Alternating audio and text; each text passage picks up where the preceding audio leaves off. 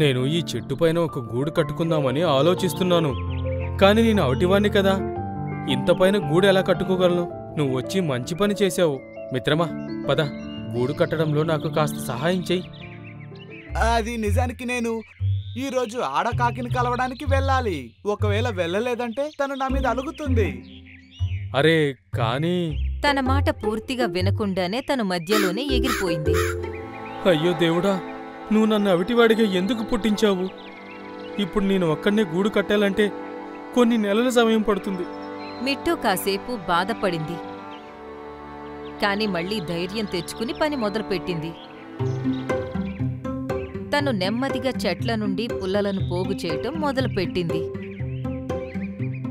అలా చేయడానికి దాదాపు 25 రోజులు పట్టాయి. 1 నెల రోజులు కష్టపడ్డ తర్వాత తన గూడు కట్టుకోవడం పూర్తయింది. చివరికి దేవుడి దయవల్ల నేను నా గూడు కట్టుకోగలిగాను. తన గూడులో కూర్చుని విశ్రాంతి తీసుకుంటుంది. తన మొహంలో ఏదో తెలియని ఆనందం కనిపించింది. నెమ్మదిగా కొన్ని పక్షులు అలాగే జంతువులు తన దగ్గరకు వచ్చాయి. బామిట్టు, నువ్వు నిరూపించేశావు, సమస్య ఎంత పెద్దదైనా సరే మనం దాన్ని ధైర్యంగా కష్టపడితే ఎంత అసాధ్యమైన పనైనా సరే మనం సాధించగలము.